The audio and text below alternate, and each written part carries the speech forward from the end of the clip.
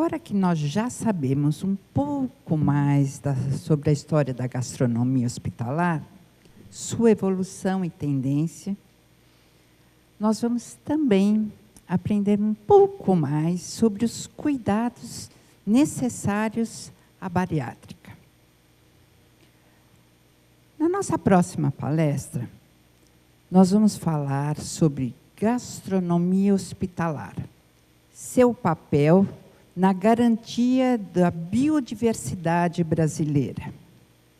Para tratar desse assunto tão oportuno, convidamos a doutora Valéria Pascoal. Ao palco, por favor, doutora Valéria.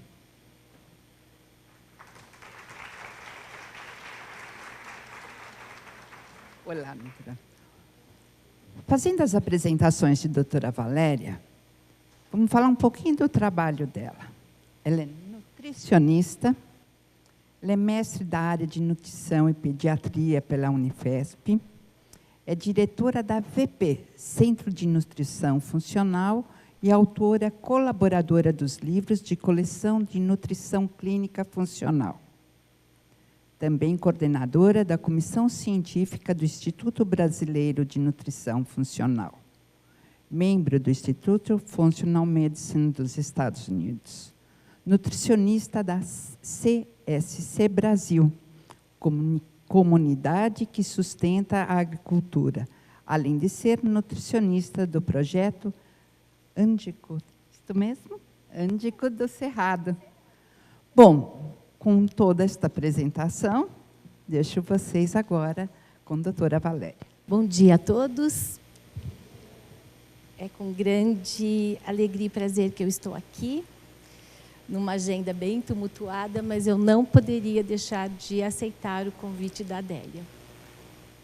Eu tenho um carinho e quero socializar com vocês esse carinho muito especial que eu tenho pela Adélia. Eu conheço a Adélia há mais de 20 e poucos anos, né? Eu tenho 34 de formada e pelo menos aí uns 25 anos eu te conheço, Adélia. E você já era do mercado, e você sempre na vanguarda.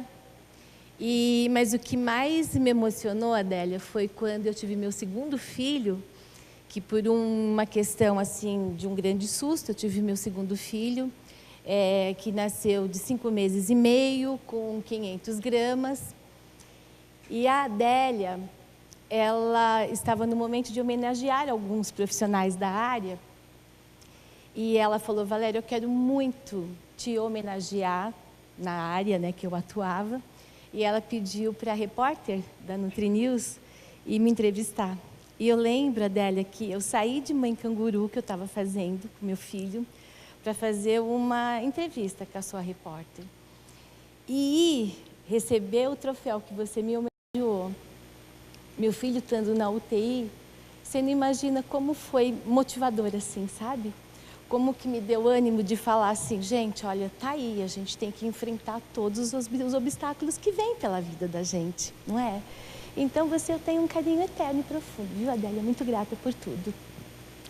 Então, vamos discutir a questão do tema que eu trouxe hoje, que é um tema que eu estou envolvida nesses últimos 7 anos como missão de vida, que é trabalhar na questão dos alimentos orgânicos e biodinâmicos, da agricultura natural.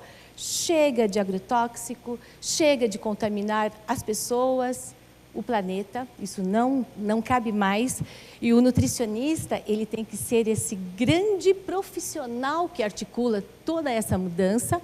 O guia de 2014 do Ministério da Saúde é um guia diretivo e que todos os nutricionistas têm que colocar em prática, em todos os seus locais de trabalho, prescrever, comprar dos pequenos agricultores, dos agricultores locais, alimentos orgânicos, biodinâmicos ou da agricultura natural.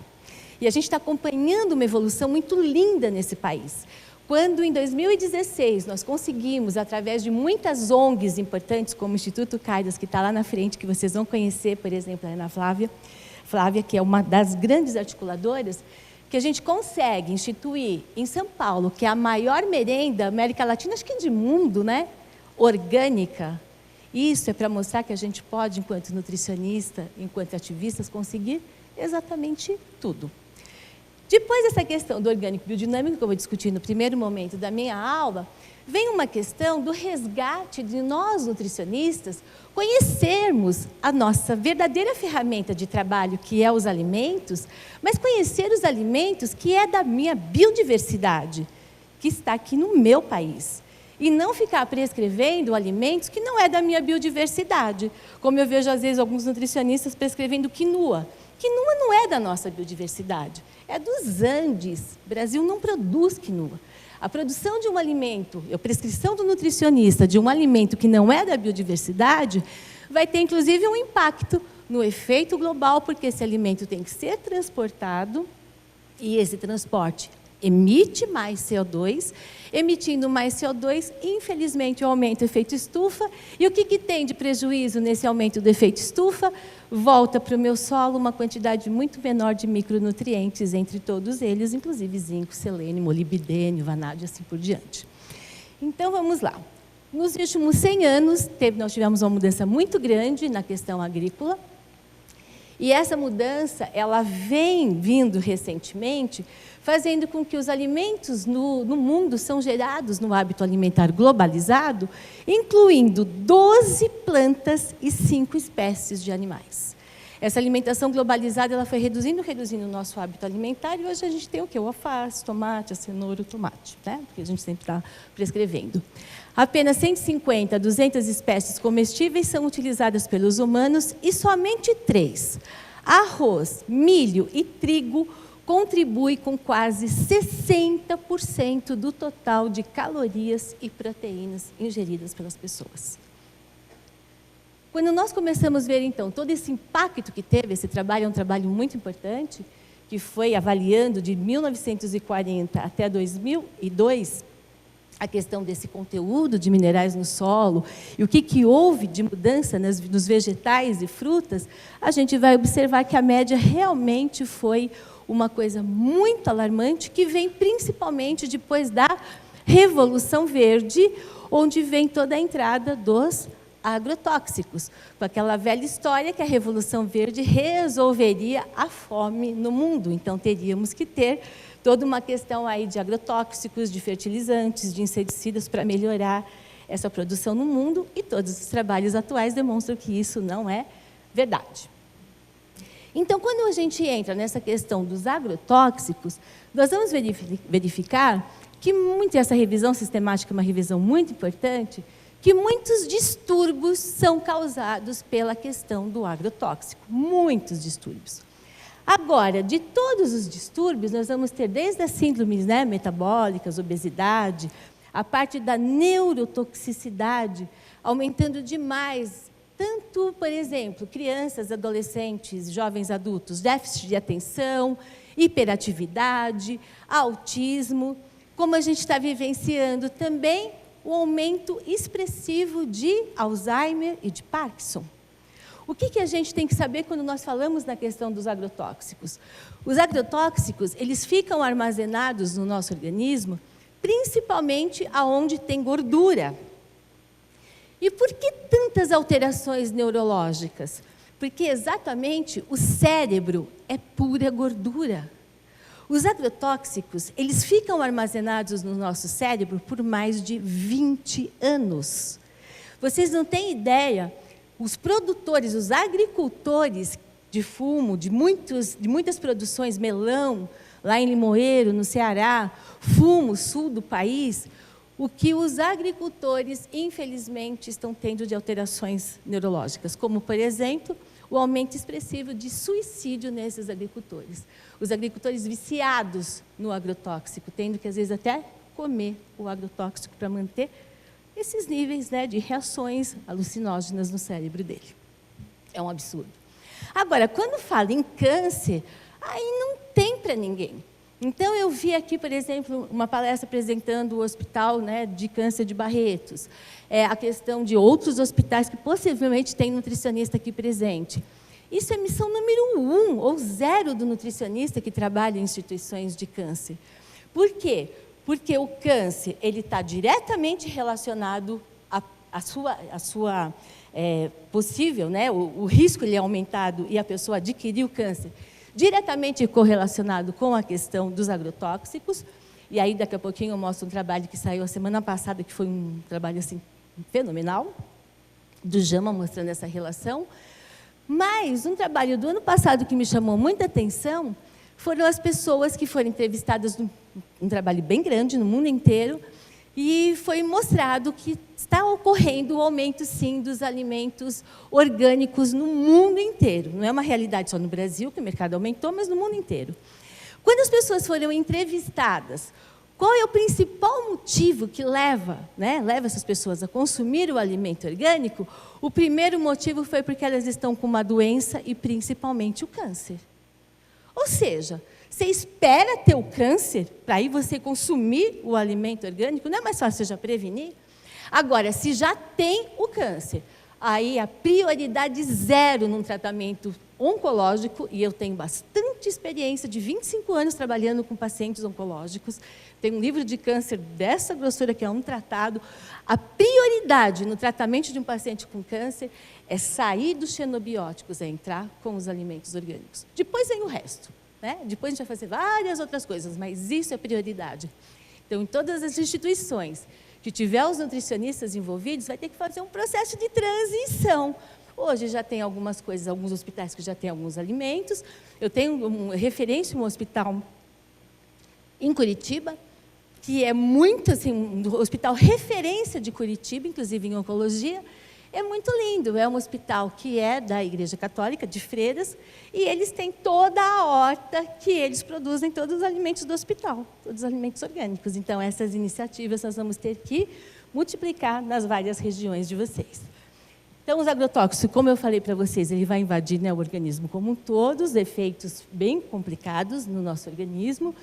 E aí, quando nós falamos dos agrotóxicos, depois eu socializo esse material com vocês, o que eu tenho que pensar é que eu tenho que começar a ter um cultivo onde não tenha a presença de substâncias que possam inibir, inclusive, a produção de substâncias bem importantes no nosso organismo. Então, por exemplo, quando nós falamos na questão genética, todos os nutricionistas eles perguntam quais são as doenças que vocês, porque o paciente apresenta geneticamente, que você traz. Uns são câncer, diabetes, dislipidemia, tantas outras doenças. O que nós temos que saber? Ter um gene que não é tão bonzinho não significa que eu terei a doença. Porque eu tenho que ter um papel, enquanto nutricionista, de fazer tudo o que for possível, e só pelos alimentos eu consigo fazê-lo em 70%, eu tenho que diminuir a expressão de um fator nuclear chamado NF-κB. Por quê? O NF-κB, ele estimula a expressão de genes inflamatórios e inibe o efeito apoptótico que nós temos no nosso organismo. Então, toda vez que eu conseguir, pela alimentação, inibir a expressão do NF-κB, eu estou diminuindo em 70% todas essas doenças inflamatórias, que a maioria que vocês conhecem, de câncer a lúpus eritomatoso.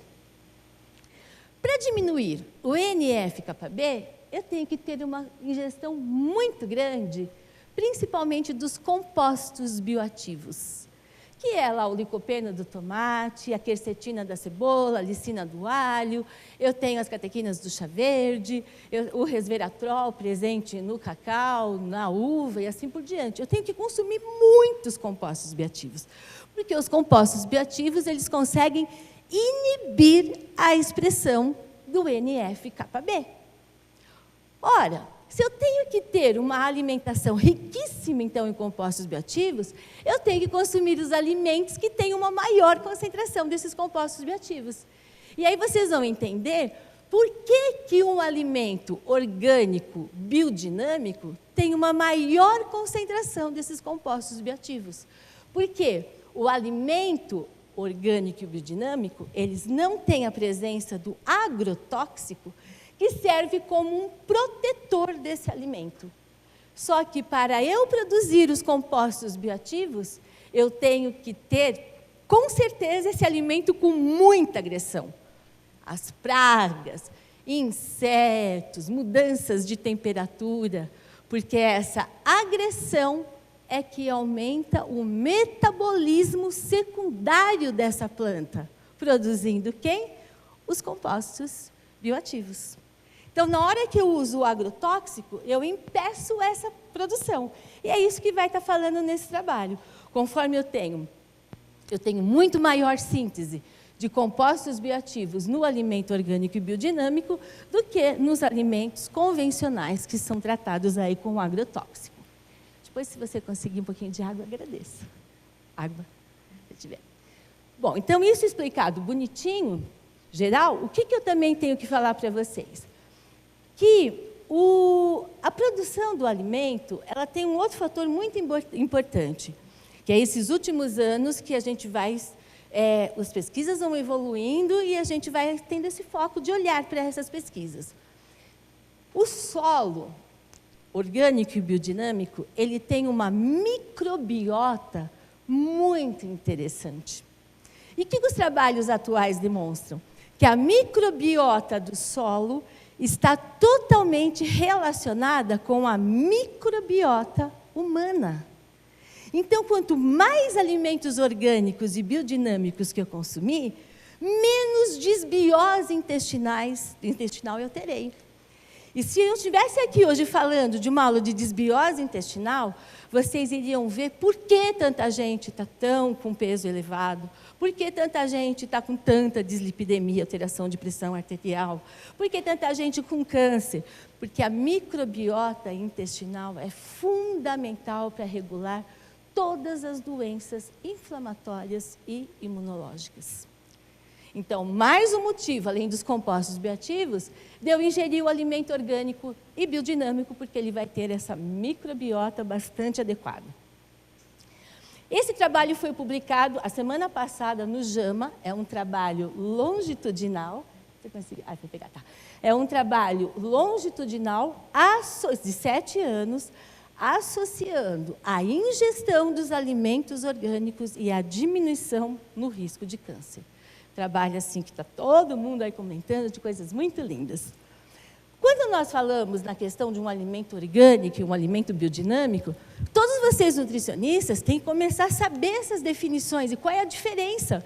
Porque o público consumidor, eles estão muito antenados, está tendo muita informação.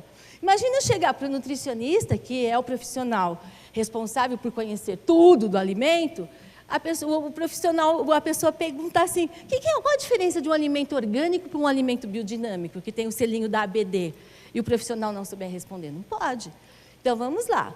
O alimento orgânico é aquele alimento que ele é diferente do convencional que usa substâncias químicas. O alimento orgânico não usa nada de substância química.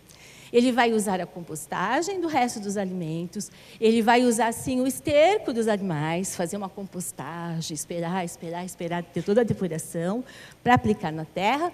Vai fazer a cobertura morta,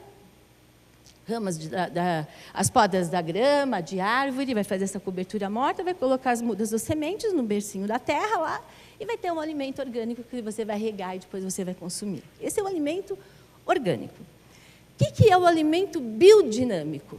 É o alimento que, além de ter tudo isso que o alimento orgânico tem, o alimento biodinâmico, ele é tratado com a homeopatia e com a fitoterapia. E ele respeita o ciclo lunar com um calendário de quando deve plantar e de quando deve colher. Mas, Valéria, qual que é a diferença, né, de todo esse cuidado? Tem alguma diferença concreta na nossa área, em termos de quantidade de nutrientes? Aí eu vou falar para vocês que todos os trabalhos científicos nesses últimos 3 anos demonstram que tem muita diferença entre um alimento orgânico e um alimento biodinâmico. Esse, por exemplo, foi um trabalho avaliando as uvas biodinâmicas e orgânicas e avaliou a quantidade, inclusive, gente, de GABA. Por que tantas pessoas, né, que a apresentação foi fantástica anterior, mas por que tantas pessoas acabam tendo essa recidiva de aumento de peso, inclusive na questão, né, da cirurgia bariátrica? Porque falta o quê? Falta GABA. Falta GABA, que é ele tem todo um trabalho no nosso cérebro, em termos de diminuir a ansiedade, depressão. o alimento biodinâmico tem mais GABA do que o alimento orgânico. O alimento em si, enquanto o convencional, não tem praticamente nada de GABA. E quando a gente fala em GABA, que vai estar tendo todo esse efeito do GABA, né, aí inibindo estresse, melhora do sistema imunológico, inclusive, os trabalhos têm apontado como o GABA sendo uma molécula candidata a avaliar os sistemas agrícolas sustentáveis. Então, olha só, a gente comendo um alimento biodinâmico, mais ainda a GABA nós teremos. E aqui as interferências do GABA. A carne, nós vamos consumir a carne, se puder consumir a carne. No câncer eu tenho muita ressalva do consumo da carne, embora eu tenha mais ressalva ainda no consumo de leite e derivados, porque aumenta demais IGF-1 e as células cancerígenas amam IGF-1. Mas se eu for dar carne, eu vou estar dando uma carne orgânica. Por que essa carne orgânica? Porque ela vai ter o melhor perfil de ômega 3, por exemplo, anti-inflamatório, câncer é uma mega doença inflamatória, mas também eu vou estar dando menos xenobiótico, que pode aumentar ainda mais a metástase desse paciente.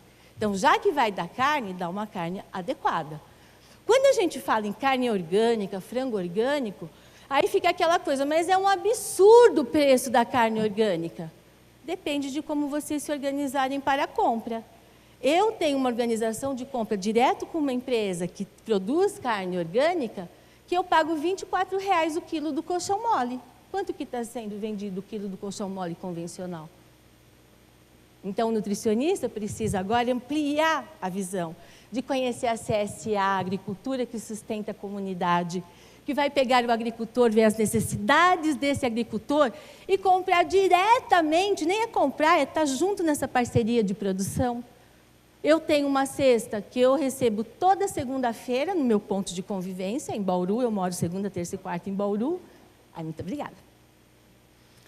E eu pago R$ 160,00 por mês para receber 14 itens biodinâmicos toda a semana. Então, não dá nem R$ 40,00 por semana para eu receber 14 itens biodinâmicos, inclusive tomate, batata, cebola. É muito isso, gente.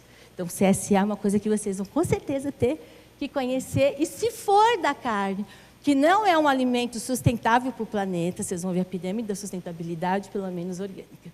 E a mesma coisa relacionada ao leite. Se a gente for prescrever o leite, nunca um nutricionista pode prescrever um leite de caixinha, isso é proibido. O que tem no leite de caixinha? Tem nada, porque passa pelo processo OHT, que acaba com todo o complexo B do leite e acaba com todas as enzimas que são responsáveis pela digestão da proteína do próprio leite. Então, leite OHT, isso já é o primeiro passo.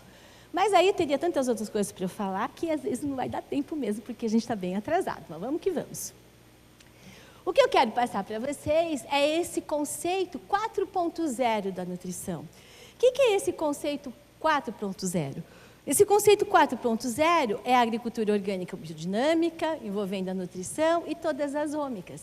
E surge, então, além da proteômica, da genômica nutricional, surge mais uma ômica que é a agrigenômica. É a gente trabalhar conhecendo os alimentos que são nossas principais, realmente, ferramentas de trabalho. Bom, então, nosso olhar enquanto prescritores, ele vai ter que ser um olhar de dieta sustentável, agricultura familiar, resgatando a alimentação tradicional e a utilização das PANC, que eu vou entrar daqui a pouquinho, falando um pouquinho das plantas alimentícias não convencionais. Só na hora depois de vocês lerem esse material, para vocês conhecerem a pirâmide sustentável, que tem no topo da pirâmide a questão da carne vermelha. Ela deve ser consumida em com muita moderação. O consumo sustentável de carne vermelha são 420 gramas de carne, pelo padrão FAO-OMS, por semana. Se você quiser consumir isso no teu fim de semana, você fica à vontade. Mas para você ser sustentável, por quê? Para sustentar a produção de carne vermelha, vai muito milho, vai soja, vai cana.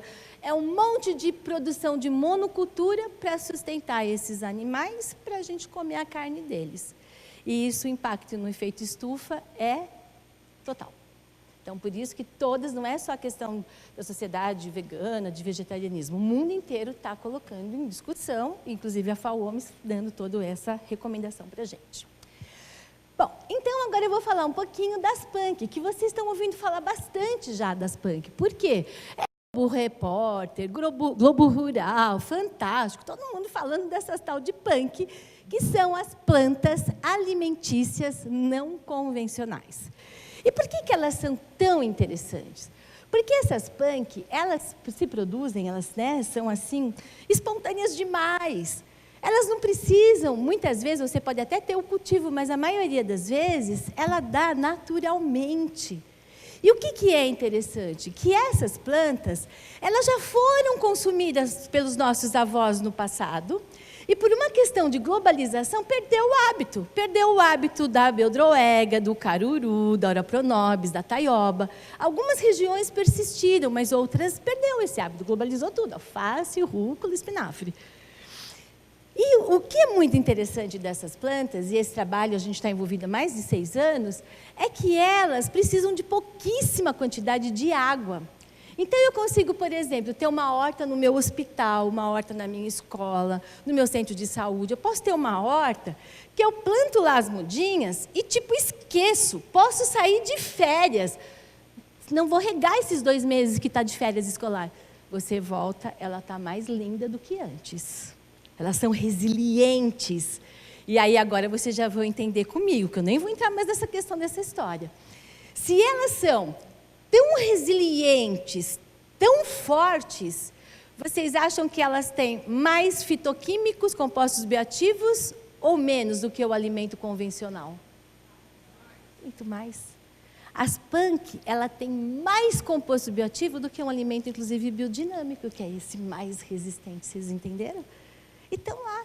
Então, quando as pessoas estão falando de extrema escassez, eu convivo há 7 anos num projeto muito carente de Bauru.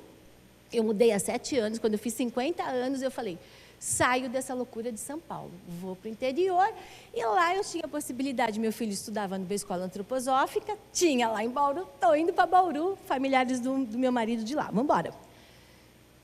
E comecei a fazer um trabalho num projeto social. Porque sempre a nutrição funcional ficou numa questão, no estigma muito assim, tira leite e glúten de todo mundo, e é muito suplemento, e é muito elitizada. Só quem tem dinheiro que faz a nutrição funcional. Nós estamos com mais de 15 mil nutricionistas formados em nutrição funcional pelo país. Aí eu falei há 7 anos atrás que eu ia mudar esse estigma. Ia ser para a população carente, que não tem dinheiro nenhum, que não tem como comprar suplemento. E aí eu conheci a tal das punk, tudo junto, tudo, né, conclamou para isso. E nesse projeto carente, que eles produzem muitas punk, aliás, já tinha muita, mas seria uma região do Cerrado, a gente conseguiu fazer, está conseguindo fazer um trabalho fantástico, gente. Tirar pessoas da depressão consumindo beldroega, que vocês vão ver aqui os trabalhos científicos com a beldroega. Conseguir tirar pessoas, meu grande objetivo era fazer um trabalho social para reduzir a incidência das pessoas, de adolescentes, de pessoas, de irem pela droga, pela nutrição. Conseguir tirar pessoas viciadas em crack com a nutrição, eu pensei que isso praticamente fosse quase impossível. E não é. Hoje, um grande que produz as mudinhas de ora pronobis que eu vivo doando para todo lugar que eu vou, é um ex-viciado em crack que ficou internado muitos anos. E hoje ele é produtor de ora pronobis, que é riquíssimo em proteína. Então, as punk está aí para todo mundo conhecer tudo que vocês puderem. No nosso Instituto de Pesquisa, nós temos uma linha no nosso Instituto que é avaliar tanto o teor dos alimentos como os resíduos alcalinos no sangue e na excreção urinária. Então, o que nós fizemos para um trabalho que, inclusive, foi apresentado no Combrão, uns dois anos atrás, o que nós fizemos? Nós pegamos o Guia Alimentar para a População Brasileira, que vocês vão encontrar esse guia, né, em todos no site do Ministério da Saúde, e nós incluímos no guia, que em todas as regiões do Brasil é acidificante, nós incluímos as punk, né? Desde a siriguela, o murici, o pequi, o jambolão. O jambolão tem 7 vezes mais antocianidinas do que o açaí. E aqui, essa região nossa sudeste, é um monte de jambolão que tem uma frutinha bem pequenininha, da cor bem intensa também. Então, a taioba, a questão do muricato, da serralha. E o que a gente conseguiu fazer? Com que essa dieta ficasse totalmente alcalinizante. E por que é importante nós termos como um padrão o consumo de vegetais e frutas? E se eu puder cada vez incorporar mais punk, de ter um resíduo alcalino do meu sangue e um resíduo alcalino da minha excreção. Porque a questão da acidose metabólica de baixo grau crônico, que a gente vivencia em todos os nossos pacientes, vocês podem fazer análise da maioria dos pacientes de vocês. É raríssimo a gente encontrar um paciente com pH acima de 7, 7,5 na urina tipo 1. Isso é coisa rara. Não é o parâmetro melhor de avaliar, mas é um parâmetro bem importante, raríssimo. E por que é importante a gente estar sempre monitorando essa questão do pH? Nós temos um pH mais para a alcalinidade do que para a questão ácida. Por quê? Porque o pH ácido ele vai aumentar as desordens ósseas, ele vai aumentar a excreção de cálcio, e aí vem um monte das litíases. Gente, todo mundo com litíase renal, aquela dor horrorosa, excreção extremamente ácida. Ele vai ter impacto no diabetes, vai ter toda uma alteração no perfil de cortisol, inclusive aumentando a questão da obesidade, e a diminuição de massa muscular, que é a parte do nosso organismo termogenicamente ativa. Quando nós falamos dos fitoquímicos, vários aqui estão presentes, licopeno, ácido elágico, genisteína, é uma coisa maluca que está aqui nesse slide. O que eu quero centralizar para vocês? Os compostos bioativos, eles têm um papel fundamental no câncer, diminuindo a ativação das caspases 3, 6 e 7, que são as super pró-inflamatórias. E aí, a hora que a gente entra nessa questão doida, né, desse slide com um monte de nome de fitoquímico, aí nós vamos ver que todos esses fitoquímicos estão em punks disponíveis aí no nosso Brasil inteiro. Centro-Oeste, um monte de erva de jabuti, montão. A questão do umbu. O umbu é mais predominante para a questão norte do nosso país, mas está lá e as pessoas às vezes nem valorizam. O hibisco, a gente vai ver quanta coisa gostosa que a gente pode fazer com o hibisco, que ajuda na redução, inclusive, da pressão arterial. Então, o que nós estamos fazendo cada vez que a gente tem a oportunidade, e a Ana Flávia, do Instituto Cairós, ela vai abrindo as janelinhas para isso. Nós estamos fazendo um trabalho de divulgar isso nas escolas. Nós temos uma escola linda, o Amorim, que é uma escola pública aqui de São Paulo, perto da USP, que a horta é totalmente punk, e eles produzem já os alimentos para merenda, com toda essa questão de punks, e multiplicando isso aí pelo Brasil inteiro. Nós tivemos o segundo Hortipunk, que foi dentro da Faculdade de Medicina da USP, foi em agosto, foi no final de agosto, né, comemorando aí o Dia do Nutricionista.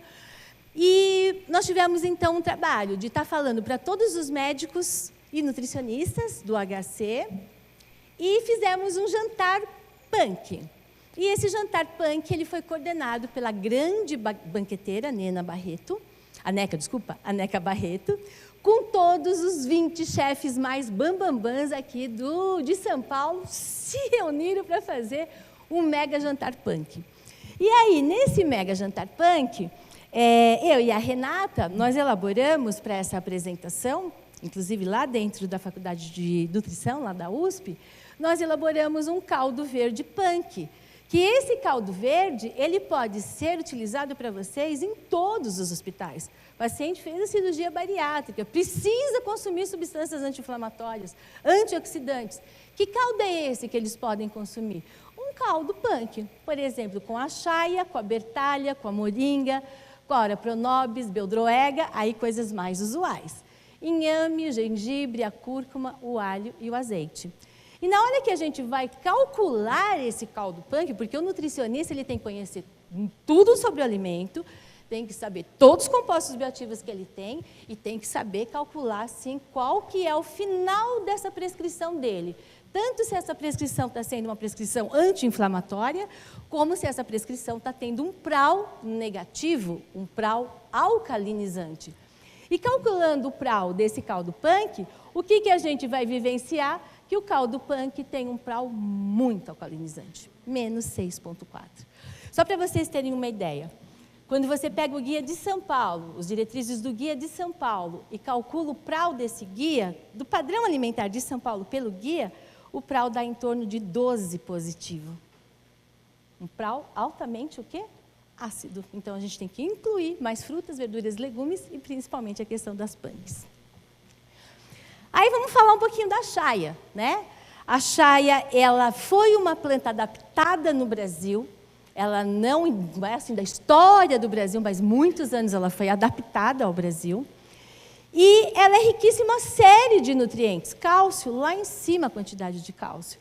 Mas o que a gente estava discutindo agora há pouco? A importância dos compostos bioativos, dos compostos fenólicos. E ela é riquíssima nesses compostos, aumentando a capacidade antioxidante. Só que não só a chaia, como a Ora pronobis e a taioba, como várias outras, são plantas que nem o espinafre, que eu não posso fazer as pessoas consumi-las cruas, porque elas têm uma quantidade grande de oxalatos e de fitatos. Então, ela tem que passar por escaldar, vai fazer aquela questão da retirada mesmo, né, dos fitalatos e fitatos, para eu não ter os fatores antinutricionais. Esse estudo aqui da Unesp de Botucatu, ele avaliou, depois de escaldar, de fazer tudo bonitinho, como que era a intervenção da chaia na questão do metabolismo, atividade antioxidante, em pacientes que tinham toda uma alteração aí de uma inflamação intestinal. E o que eles verificaram? Que a entrada da chaia reduziu esta inflamação, melhorando aí o processo da inflamação em si. A Ora pronobis, tem várias espécies de Ora pronobis. E a Ora pronobis é aquela que vai dando, forma a cerca viva, deixa o teu muro a coisa mais linda, aquilo cresce, que você fala, meu Deus, onde que vai caber tanto Ora pronobis?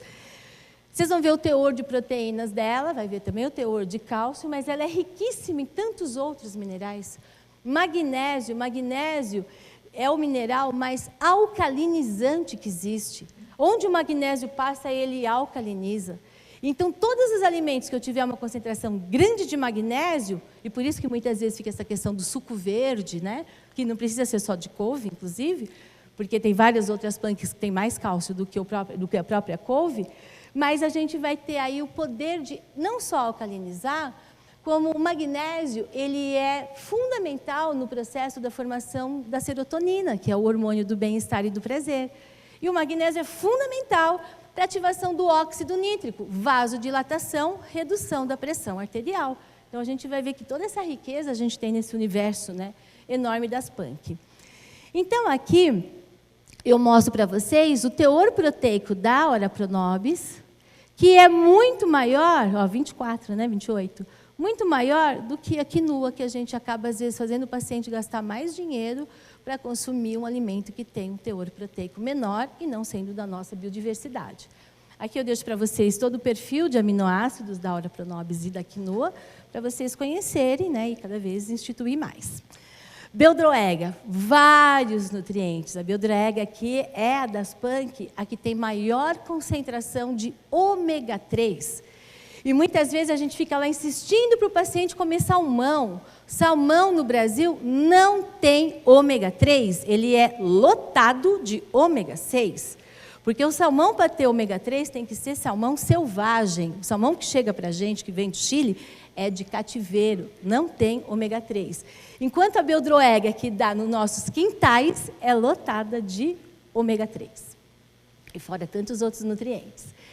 Quando a gente vai... Aqui está a relação, né, desses ômegas.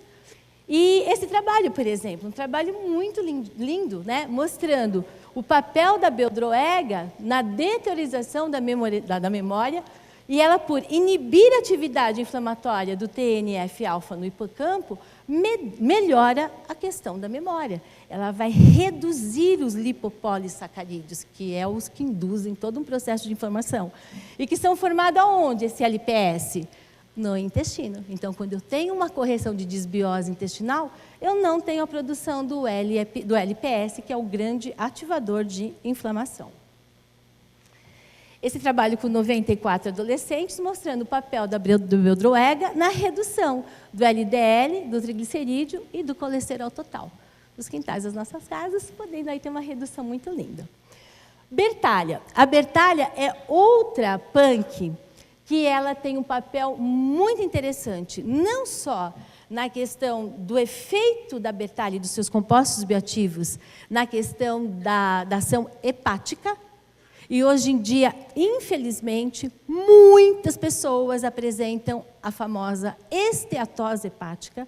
Esteatose hepática não é só as pessoas obesas que apresentam, muitas pessoas magras apresentam, porque elas não consomem a quantidade de compostos bioativos para fazer o processo de detoxificação hepática, fazer a expressão gênica da citocromo P450, que faz as substâncias lipossolúveis se transformarem em hidrossolúveis para ser excretadas do nosso organismo. E esse trabalho é lindo, mostrando que a bertalha tem um papel maior do que a silimarina, que é tão utilizada que às vezes até alguns médicos prescrevem remédios à base de silimarina, como por exemplo silimalon, para as pessoas que têm algumas desordens hepáticas. E aqui na questão de aumento do colesterol. Todos vocês sabem que o colesterol é pouquíssima influência que tem do colesterol que nós ingerimos. A principal modulação que o nutricionista tem que fazer é do colesterol formado endogenamente. Eu tenho que inativar uma enzima chamada HMG-CoA redutase. E olha que interessante esse trabalho. Ele mostrou que a bertalha é uma das principais plantas, né, e até envolvendo alguns remédios, que faz a redução do HMG-CoA redutase. Então, tem colesterol alto, vamos consumir mais bertalha. Moringa é uma outra punk que eu gosto demais. Ela tem uma quantidade proteica muito parecida com a Ora pronobis, que quando você compara até, inclusive, a carne vermelha, você vê um perfil de aminoácidos muito interessantes. E por isso que nós estamos em estudos para dietas em hospitais, de alguns tipos de suplementos, à base dessas plantas que a gente tem grande produção. Não dá mais para a gente só ficar prescrevendo whey protein. Whey protein, ele é um impacto enorme para a produção dele no mundo. Imagina, mais ainda, mais produção de leite, que retira aquela parte que vai fazer o whey protein. O impacto para o mundo não vai conseguir que o nutricionista prescreva whey protein para todo mundo. Então, nós estamos num trabalho bem grande de pesquisa para introduzir as punk, ou alguns alimentos da nossa biodiversidade, na questão de suplementos que sejam viáveis, porque a gente vai produzir aqui no nosso país, vai ter toda uma composição, como a gente viu, por exemplo, na apresentação anterior, as proteínas vegetais, tendo um panorama de possibilidade de prescrição, mas trabalhar com moringa, Ora pronobis e tantas outras. Gelatina no hospital. Eu sempre brinco com as minhas alunas da pós-graduação e eu falo, gente, eu sei que vocês, muitos aqui trabalham em hospital, imagina, a maioria dos nutricionistas do Sírio-Libanês, do Einstein, do Hospital de Câncer, todos fizeram nossa pós, é muita gente. Eu sei que vocês trabalham nos hospitais, eu sei como é difícil, porque a coisa é maior do que, às vezes, o teu conhecimento para você conseguir mudar tudo isso. Mas uma coisa que não pode, gente, vocês como nutricionistas assinar embaixo, é de dar uma gelatina artificial dentro do hospital. Isso vocês vão ter que se revirar nos 30. Porque se a pessoa sai do hospital com uma prescrição pelo nutricionista de uma gelatina, que é o profissional que entende da saúde, que está cuidando da pessoa, ela vai achar que aquele alimento ele é super saudável. Só que não tem alimento mais pró-inflamatório do que a gelatina. Então, isso é missão zero. É alimentos orgânicos nos hospitais e mudar a gelatina. Uma opção de mudança da gelatina, e totalmente, né? Vocês vão ver aqui o cálculo do PRAL da gelatina que a gente acaba, às vezes, tendo que prescrever. E uma opção interessante, e que aí a gente vai atrás da sua sustentabilidade, de ver quem serão esses fornecedores em termos de sustentabilidade, é fazer uma gelatina de agar-agar. Então, eu deixo para vocês uma gelatina deliciosa, que a gente não fez hoje para vocês degustarem, nós fizemos uma outra coisa para vocês degustarem daqui a pouquinho. Mas essa gelatina de agar-agar é agar-agar, a vinagreira, com a fécula de mandioca, a uva passa. O cumaru é a nossa noz moscada brasileira, e a gente vê todo mundo prescrevendo noz moscada, e a gente tem um cumaru aqui na nossa biodiversidade, com a raspa de limão e água. Calculando, né, as gelatinas, a gelatina clássica 2, totalmente mais para acidez, e a gelatina, né, aqui, punk, com 1,42 de neutralidade, de alcalinidade. E aqui depois eu deixo os trabalhos, porque meu tempo está diminuindo, eu deixo os trabalhos para vocês estudarem, mostrando, por exemplo, em meta-análise, o impacto da vinagreira na redução da pressão arterial. Então, nós já temos meta-análise com a vinagreira. E vinagreira todos vocês conhecem. Todos vocês conhecem hibisco, vinagreira. Brasil inteiro tem produção espontânea de vinagreira. E agora a gente vai começar a fazer, por exemplo, sucos, né? Chás, gelatinas e assim por diante. Então, isso aqui eu deixo para vocês estudarem, tá?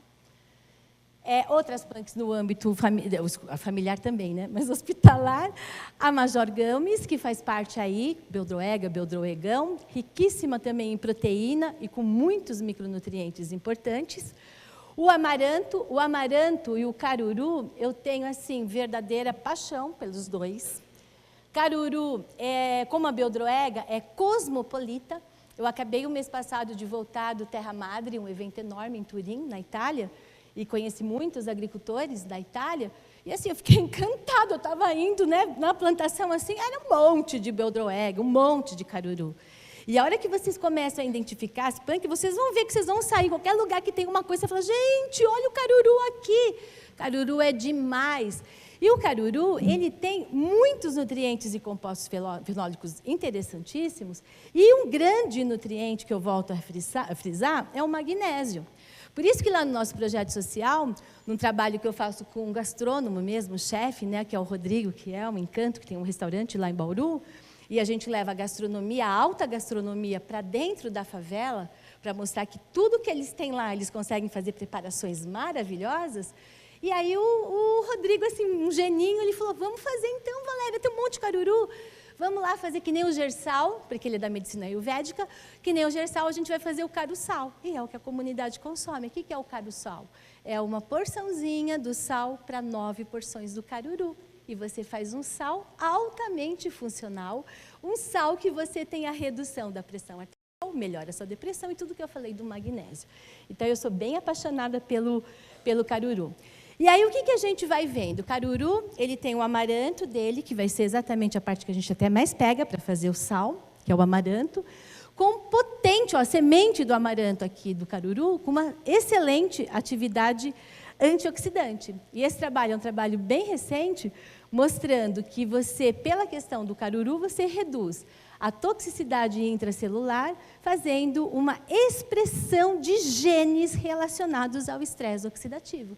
Então, ao invés de eu estar trazendo genes e expressar os maus, eu vou estar silenciando os maus, fazendo uma modulação exatamente do estresse oxidativo e tendo um impacto associado de forma positiva no envelhecimento e nas doenças neurodegenerativas, porque todo mundo aqui conhece alguém com Parkinson e Alzheimer, e não é só porque a população está envelhecendo. Temos que ser sustentáveis. Quando as pessoas falam da questão da produção do alimento no mundo, que falta, não falta produção. O que o mundo tem de alimento é suficiente para nutrir todas as pessoas, e mais ainda, 1/3 que pode vir a mais, o mundo dá. O que não dá é para ter essa produção, só de trigo, né, como a gente falou, de milho, desses commodities. Agora, vocês não têm ideia, acho que vocês têm, os nutricionistas aqui têm, quando eu estou dando palestra para quem não é nutricionista, aqui não tem. Vocês têm ideia do desperdício que tem?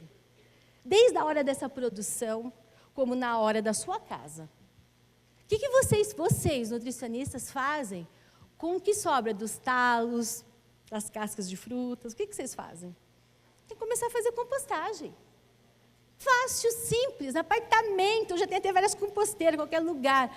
Essa compostagem que vocês vão começar a fazer, alguns já com certeza já fazem, vocês vão ter aquele pozinho que vocês podem colocar na sua hortinha, na varanda, qualquer pessoa tem uma varanda, uma janelinha, pode colocar lá embaixo no prédio. Para que tanta grama no prédio? Vamos começar a produzir punk, vamos nutrir esse solo com esses nutrientes que dá pela compostagem. A praça em frente à minha casa, o terreno baldio ao lado. Quem mora em condomínio, então, nem se fala o trabalho brilhante que pode estar fazendo. E aí, o que a gente tem que alertar as pessoas? A consumir o alimento integral. Eu pego a cenoura, você já chega na feira, não tem a rama da cenoura para você comprar. Você vai no mercado, já está embaladinho as 3 cenouras. Cadê a rama da cenoura? Que cada 100 gramas da rama da cenoura tem 635 miligramas de cálcio. 3 copos de leite e derivados. Eu tenho na rama da cenoura que a gente joga fora. E o que a gente joga fora? Porque hoje está sendo muito usual. Virou uma mania nacional no Brasil, principalmente entre os praticantes de atividade física e atletas, o consumo da batata doce. Não é batata doce e frangos? Os nutricionistas estão falando, o que é tanta batata doce? Batata doce é legal, realmente, tem um índice glicêmico interessante, é baixo. Mas e as folhas da batata doce? A gente conhece o valor nutricional das folhas? A gente vai começar a pedir as folhas da batata doce. Por quê? As folhas da batata doce, ela tem uma quantidade de polifenóis, além das fibras, e um valor proteico maravilhoso. Então, aqui a gente vai ver polifenóis totais da atividade da batata doce, que também deve passar por um processo de vapor. Quando eu uso vapor, eu aumento ainda mais a quantidade do grupo fenólico, eu aumento ainda mais a atividade antioxidante. E olha que lindo esse trabalho, mostrando no câncer, comparando com vários outros alimentos, inclusive espinafre, com a couve, comparando que a folha da batata doce tem um impacto muito interessante na diminuição da proliferação celular do câncer de próstata. Aliás, a batata doce eu trabalho há anos, aí pode ser a batata doce mesmo, sem ter que ser cozida, porque todos os pacientes que vocês tiverem, paciente com câncer principalmente, com plaquetas baixas, que não dá para fazer o outro episódio da quimioterapia, o que vocês têm que entrar? Com o suco da batata doce. Batata doce é riquíssima em glutationa e peroxidase. Vocês não vão acreditar, pode bater com qualquer outra fruta, vocês não vão acreditar o que faz em uma semana, 10 dias, no aumento das plaquetas, a batata doce. Então, o que a gente vai fazer? Usar a batata doce, mas também vamos usar a folha da batata doce. Então, esse trabalho é mostrando, olha, a redução das colônias de tumor pela folha da batata doce, que é jogada fora todos os dias. Serralha, riquíssima em luteína, degeneração macular, pessoal, luteína, saúde ocular, não precisa ficar tomando suplemento, aqui na comida, que tem nos quintais das pessoas, luteína pura. E o que a gente vai ver com a serralha? Uma quantidade enorme do ácido ferúlico, do ácido sólico e do beta-citosterol, além da rutina. Beta-citosterol é o famoso fitoquímico composto bioativo do abacate, que tem o poder o quê? Anti-inflamatório, antioxidante, e esse trabalho com a serralha, mostrando a redução do perfil da glicemia. Quantas pessoas com alteração na glicemia, e com a serralha a gente tem essa redução. O que vocês vão degustar daqui a pouquinho, feito pelo Instituto Kairos, né, e equipe, é o mousse de punk. O que vocês vão estar degustando daqui a pouquinho? A receitinha que foi 300 gramas de polpa de abacaxi, 30 gramas de açafrão da terra, que todo mundo pode plantar o açafrão da terra. 100 gramas de linhaça, 2 bananas, 25 gramas da Ora Pronobis e 2,5 limões. E o que vocês vão estar consumindo? Uma preparação com teor proteico bem interessante, com quantidade de magnésio, de cálcio no equilíbrio, mas olha o prau dessa preparação. Só uma observação, esse cálculo eu fiz para 1 litro. Vocês vão tomar uma dose, por exemplo, 100 ml. Então, em 100 ml, vocês vão ter um prau aqui de menos 8,7, que é fantástico. Então, terminando a minha apresentação, acho que bloqueou a apresentação? Não sei, porque eu já falei demais da conta mesmo. Mas não tem problema, Adélia, porque... só então eu dar essas 2 tabelas e para finalizar. Só para vocês terem uma ideia, eu fiz 2 tabelas mostrando as hortaliças convencionais, o teor de minerais dessas hortaliças, e comparei com essas hortaliças punk. E o que a gente vai vivenciar? Pegando mesmo a couve, que é um alimento rico em cálcio, né, e magnésio, na hora que a gente olha a Ora Pronobis, aqui, por exemplo, a couve tem 131, a Ora Pronobis 280.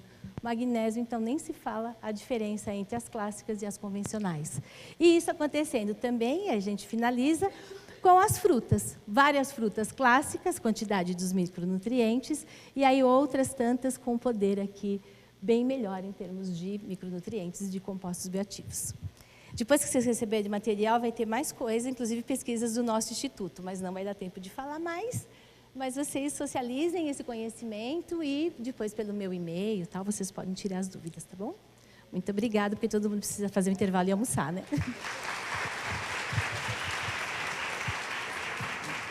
Pode deixar. Muito obrigada. Vai abrir para pergunta? Vai. Isso. 2 perguntinhas. Aqui uma. Bom dia, doutora. Eu sou engenheiro de alimentos, eu trabalho com produtos orgânicos também, da Native, que inclusive está aqui hoje também. Hoje no Brasil a gente tem uma certificação para 2 tipos de produtos orgânicos. Produtos com mais de 95% de ingredientes orgânicos, que são os orgânicos na verdade, e produtos entre 50 e 75 e 75 e 95, né? Eu queria saber se, nesses produtos abaixo de 95%, que tem uma mistura de produtos convencionais com produtos orgânicos, se os xenobióticos, né, que você fala, tem essa capacidade de diminuir essa quantidade de xenobióticos e as outras substâncias que você disse.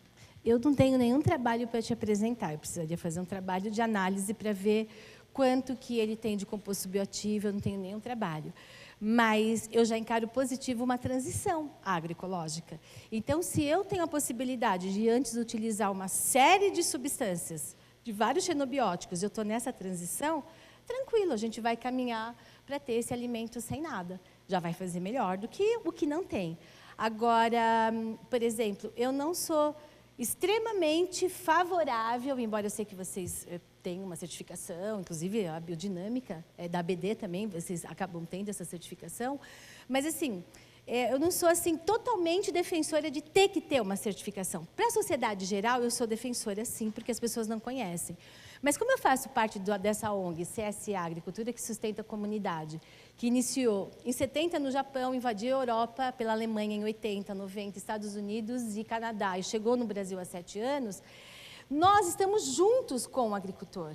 A gente sabe tudo que ele utiliza. Nós fazemos dia de campo, oficinas culinárias, a gente leva os nossos pacientes, é cara a cara. Então, nós temos a participação certificativa, muitas vezes, participativa, a certificação participativa, mas não necessariamente um selo, entendeu? Mas isso caberia uma outra discussão num outro dia. Mais uma pergunta? Aqui, por favor.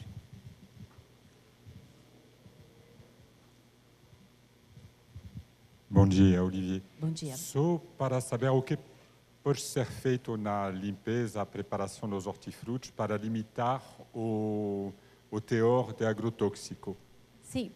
Eu acabei, o mês passado, quem entrar no portal da VP, nós fizemos um parecer técnico sobre a questão dos agrotóxicos e o que a gente pode estar aí fazendo de trabalho científico em termos da limpeza desses alimentos. Conclusão, eu já dou a conclusão, porque até vocês também têm tempo de ler todo o parecer, que ficou enorme.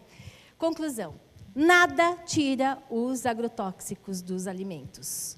2 trabalhos que mostram que tira da casca o agrotóxico do alimento, inclusive esses 2 trabalhos usando bicarbonato, não demonstrou que tira exatamente todos os tipos de agrotóxico. Eles fizeram análise de um tipo de agrotóxico, existe mais de 400 tipos de agrotóxico, e nenhum trabalho demonstrou que internamente tem a redução do agrotóxico. O agrotóxico é sistêmico, não tem como vocês entrarem dentro do alimento e retirar. Então, tudo que vocês ouvem por aí, solução de Gol, iodo tira, não tem nenhum respaldo científico. Bicarbonato, nenhum respaldo científico.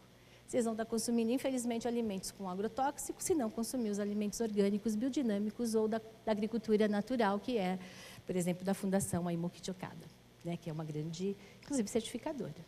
Então, nada tire, entrem no portal para vocês lerem e socializarem com quem vocês precisarem, porque a questão é sistêmica e o nosso momento agora é realmente a de mudança. Principalmente uma mudança, né, gente, que eu acabo de vir para cá e, assim, toda uma discussão nos meus grupos, mostrando que o futuro presidente vai juntar, né, o Ministério da Agricultura com o Meio Ambiente.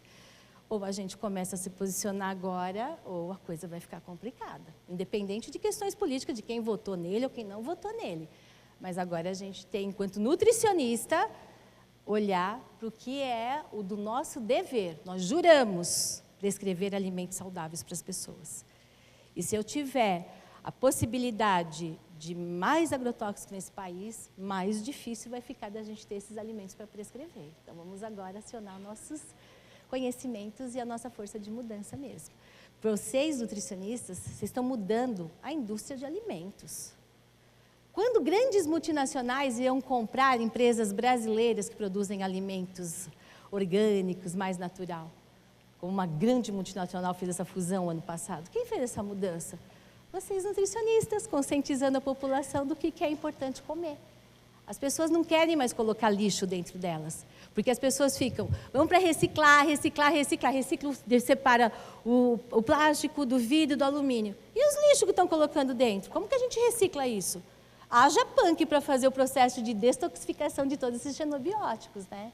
Então as pessoas estão conscientes e nós vamos ser os aliados deles. Muito obrigada e em breve a gente se encontra em algum momento aí da nossa jornada, viu?